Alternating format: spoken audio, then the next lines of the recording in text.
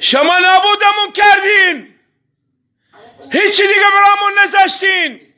الهی خیر نبینین دیگه. خسته شدیم، دادمون باید فریاد بزنیم، با مردم بریم بیرون. ما پیرمردا دیگه ما از جان گذشته شدیم، با خدا خسته شدیم، به پیغمبر خسته شدیم. بس دوزیاتون، بس دیگه. چقدر میخواید دوزی کنین؟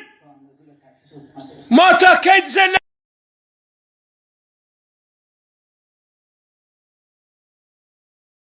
السلام علیکم ملت ایران.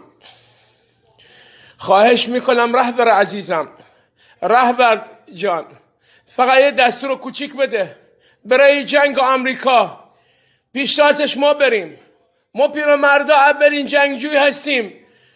با خدا قسم میخورم انتقام سردار سلیمانی از این نامردای آمریکا میگیریم.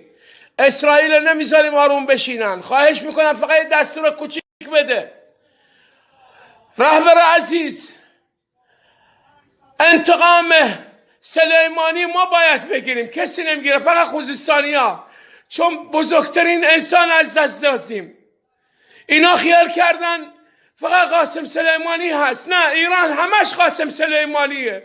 یه دستور کوچیک بده، خواهش میکنم رهبر عزیزم، یه دستور کوچیک بده که ما بریم به جنگ آمریکا، بریم انتقام غایت نابود